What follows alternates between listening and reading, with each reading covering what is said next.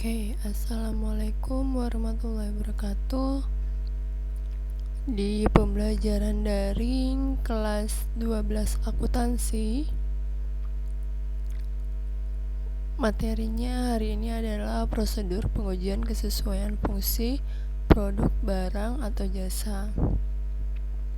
Di sini ada KD 3.14, yaitu menganalisis prosedur pengujian kesesuaian fungsi produk barang atau jasa. 4.14 melakukan pengujian. Pada dasarnya, pada saat nanti melakukan pengujian produk barang atau jasa, nanti kalian wajib untuk membuat suatu produk, kemudian kalian lakukan pengujian produk tersebut. Petunjuknya, 1. Silakan perhatikan penjelasan mengenai menganalisis prosedur pengujian kesesuaian fungsi produk barang atau jasa. 2. Silakan perhatikan video berikut mengenai suatu produk. Lalu yang ketiga, silakan kerjakan tugasnya.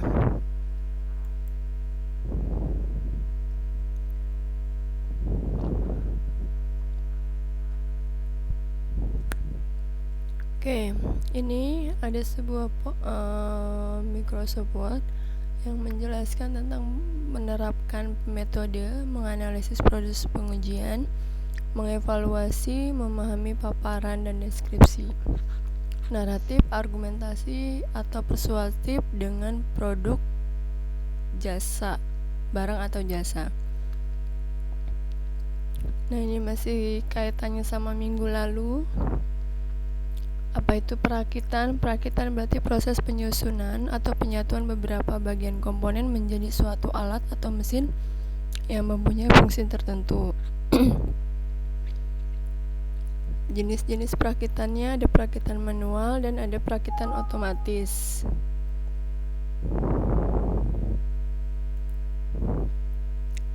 Ya. Kemudian juga ada jenis produk yang dilakukan perakitan, yaitu produk tunggal dan produk seri. Minggu lalu juga sudah dijelaskan apa itu jenis perakitan tunggal. Jenis perakitan tunggal yaitu jenis perakitan di mana perakitan produk hanya satu jenis saja. Kalau untuk seri berarti jenis perakitan produk yang dilakukan dalam jumlah massal dalam bentuk dan ukuran yang sama. Faktor-faktornya minggu lalu sudah dijelaskan. Ada jenis bahan yang akan mengalami perakitan, kemudian kekuatan yang dibutuhkan. Kekuatan yang dibutuhkan ini berarti dalam metode penyambungan dalam perakitannya. Kemudian pemilihan metodenya. Kemudian penggunaan alat bantu perakitannya. Kemudian toleransi, bentuk atau tampilan, serta ergonomis, dan yang terakhir finishing. Metodenya yaitu yang pertama A, metode perakitan yang dapat ditukar-tukar. Kemudian metode perakitan dengan pemilihan. C, metode perakitan secara individual. Nah, di sini juga ada tentang metode perakitan. Di sini dalam produksi massal, proses perakitan dapat dilakukan dengan cara otomatis. Misal pada proses pengikatan, pengalian, pengelasan, dan penyekrupan. 1. Metode perakitan ditinjau dari proses penyambungan komponen. Ya, jadi untuk mendapatkan hasil pada setiap produk dengan bentuk yang standar, kita bisa melihatnya dari jenis-jenis metodenya. Ini ada jenis metodenya, yaitu 1. Metode perakitan ditinjau dari proses penyambungan komponen. Yang pertama, cascade. Cascade adalah perakitan antar komponen dengan langkah yang berurutan. Pada prinsipnya, metode ini banyak digunakan untuk sistem penggabungan antara komponen dengan menggunakan rivet atau paku keling. Metode cascade ini banyak digunakan untuk perakitan dengan menggunakan sistem sambung. Nah, proses sambung ini dengan menggunakan alat sederhana yaitu perangkat penembak paku. Alat ini menjepit paku yang sudah dimasukkan dalam lubang hasil pengeboran plat yang akan disambung. Selanjutnya alat ini ditekan secara perlahan sampai pada batang paku putus. Kemudian keseimbangan. Dalam keseimbangan, perakitan merupakan proses penyambungan komponen dengan menggunakan spot welding. Penggunaan perakitan ini dengan las spot sangat banyak digunakan untuk menyambung plat-plat tipis. Aplikasi proses penyambungan dengan spot welding ini digunakan di industri mobil dan kereta api, juga industri pesawat yang menggunakan bodi dari bahan plat-plat tipis.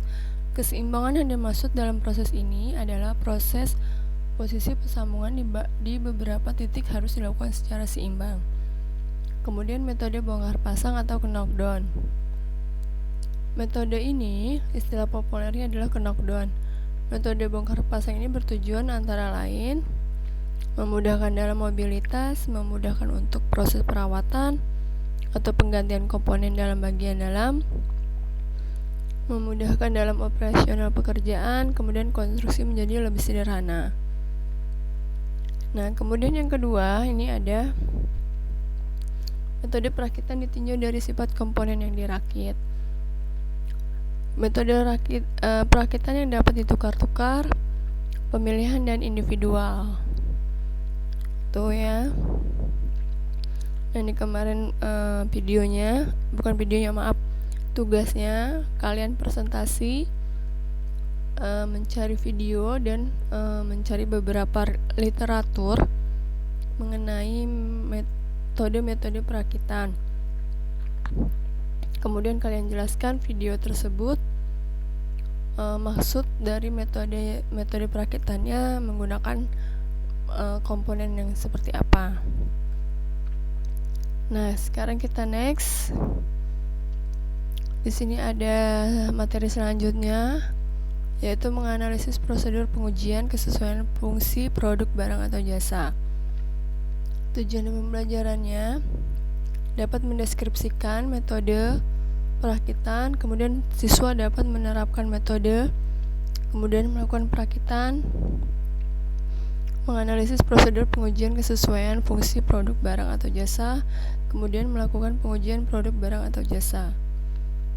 Nah, prosedur pengujian kesesuaian fungsi produk barang atau jasa. Menentukan pengujian bertujuan untuk memberikan penilaian yang lebih rinci tentang peluang sukses produk baru, kemudian mengidentifikasi berbagai penyesuaian akhir yang diperlukan untuk produk, dan menetapkan berbagai elemen penting dalam program pemasaran yang akan dipakai untuk memperkenalkan produk di pasar. 1. Technical testing atau pengujian teknis, yaitu dengan cara membuat prototipe yang merupakan approximation atau perkiraan produk akhir. Pengujian atas kinerja produk, prototipe dapat menghasilkan sejumlah informasi penting tentang produk, shelf life, usia panjang produk, tingkat keusangan produk, masalah yang timbul dari pemakaian atau konsumsi yang tidak seharusnya, potensi kerusakan yang memerlukan penggantian dan jadwal pemeliharaan yang tetap. Masing-masing dari jenis informasi dapat mempunyai dampak biaya terhadap pemasaran produk. Contoh, seperti estimasi usia panjang produk bisa pengaruh terhadap frekuensi dan biaya pengiriman. Lalu kemungkinan adanya masalah penggunaan yang signifikan dan mengakibatkan perlunya tambahan informasi, labeling, periklanan, dan sebagainya. Yang kedua, pengujian preference dan satisfaction testing, di mana elemen-elemen yang akan dirancang ini dalam rencana pemasaran untuk membuat tafsiran penjualan awal produk. Nah, di sini secara umum terdapat dua cara. Yang pertama, meminta konsumen untuk menggunakan sebuah produk selama jangka waktu tertentu. Kemudian mereka diminta untuk menjawab beberapa pertanyaan yang sehubungan dengan preferensi serta kepuasan mereka.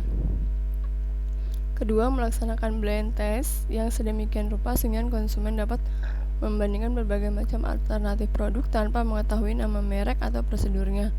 Pada dasarnya, pengujian preferensi dan kepuasan akan memberikan sejumlah manfaat pokok. Nah, contohnya, kalau dari yang pertama, itu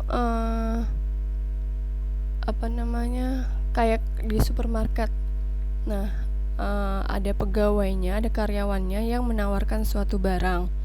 Nah, di situ si karyawan meminta konsumen untuk menggunakan sebuah produknya, lalu dia meminta nomor telepon, di mana yang nanti nomor telepon itu dia akan memberikan pertanyaan sehubungan dengan produk tersebut kepada si konsumen, apakah si konsumen itu puas atau tidak. Sama halnya dengan yang kedua. Kalau yang kedua ini istilahnya melaksanakan blind test yang sedemikian rupa sehingga konsumen dapat membandingkan berbagai macam alternatif produk tanpa mengetahui nama merek atau produsennya. Nah, ini juga bisa si karyawan tersebut melakukan tanya jawab, melaksanakan blind test yang sedemikian rupa sehingga dapat membandingkan berbagai macam alternatif produk tanpa mengetahui nama merek.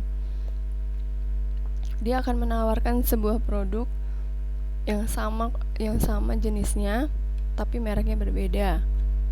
Nah, di situ juga dia akan melakukan pertanyaan, apakah pelayan produk tersebut puas bagi konsumen. Nah, uji preferensi aktual dan uji teknis bisa diberikan dasar klaim yang objektif untuk keperluan promosi. Terlebih lagi apabila perusahaan ini menyajikan superioritas dalam hal persepsi. Estimasi tingkat pembelian ulang sangat penting untuk memperkirakan pangsa pasar jangka panjang. Yang ketiga, meskipun penerimaan pasar atau produk baru ditentukan oleh semua elemen program pemasaran, tapi berbagai kasus menunjukkan bahwa skor yang tinggi dalam dimensi kinerja produk menggambarkan bahwa ide produk bersangkutan sebaiknya dilanjutkan pada tahap pengembangan produk baru selanjutnya. Uji preferensi pada umumnya dapat memberikan sinyal awal terbaik terhadap kemungkinan terjadinya kanibalisme produk. Kemudian yang ketiga, simulasi test market atau laboratory test market atau pengujian pasar simulasi, yaitu prosedur riset pemasaran yang dibuat untuk memberikan penggambaran yang murah dan cepat tentang pangsa pasar yang bisa diharapkan dari produk baru. Beberapa model yang dapat dipakai antara lain Best Designer, Assessor, dan Litmus. Selanjutnya, tes market atau pengujian pasar, yaitu perusahaan akan menawarkan sebuah produk untuk dijual di wilayah pasar terbatas yang sebisa mungkin dapat mewakili keseluruhan pasar di mana produk itu nantinya akan dijual. Secara prinsip terdapat perbedaan yang signifikan antara metode pengujian pasar untuk produk konsumen dan produk bisnis industri. Di dalam pengujian produk, konsumen perusahaan akan berusaha mengestimasi 4 variabel, yaitu produk, percobaan produk, pengulangan pembelian pertama, adopsi produk, serta frekuensi pembelian. Tentunya, perusahaan menginginkan bahwa semua variabel-variabel tersebut menunjukkan tingkat yang tinggi. Metode pokok untuk menguji pasar ini ada sales wave research. Dalam metode ini, konsumen yang pada awalnya mencoba sebuah produk secara gratis ditawarkan lagi tersebut atau produk pesaing dengan harga yang lebih murah. Kemudian perusahaan akan memperhatikan beberapa kali konsumen memilih produk perusahaan serta tingkat kepuasan mereka. Jadi si perusahaan ini mengeluarkan produk yang sama secara gratis,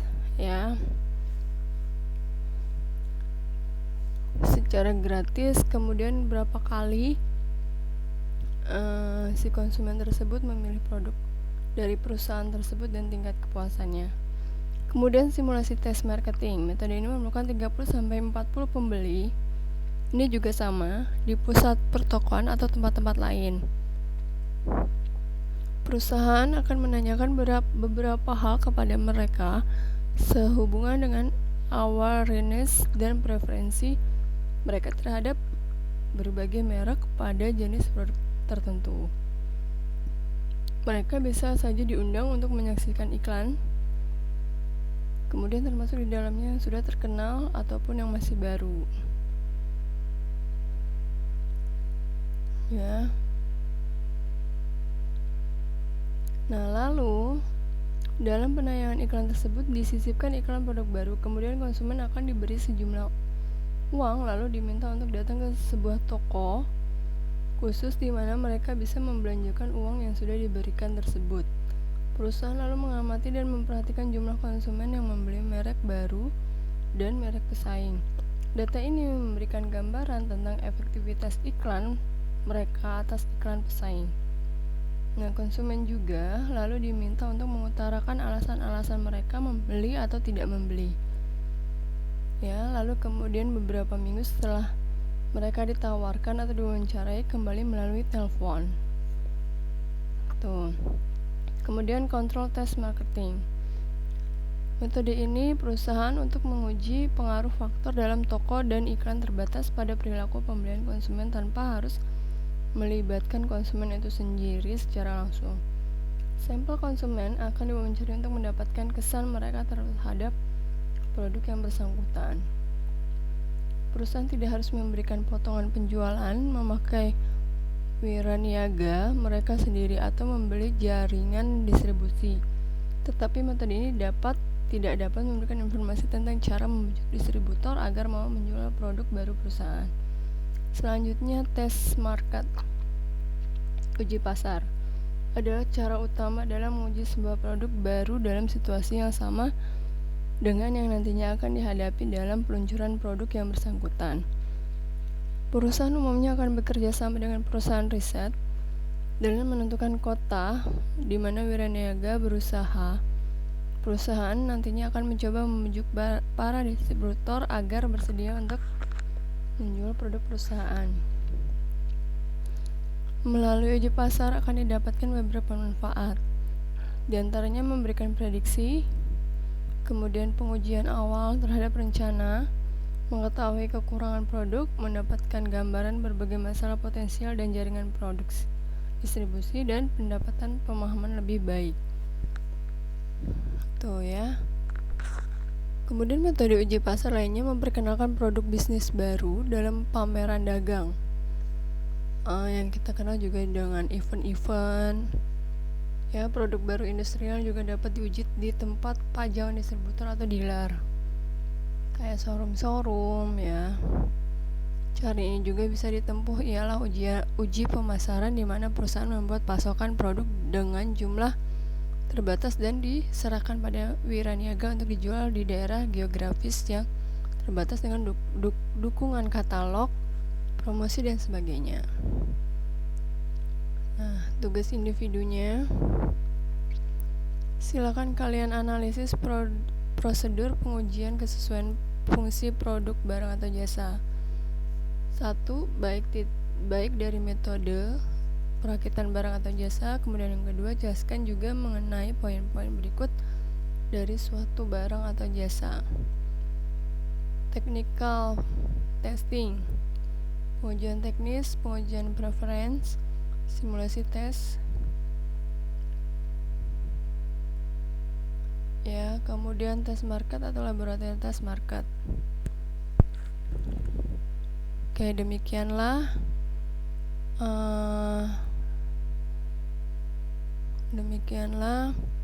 pembelajaran daring di kelas 12 AK.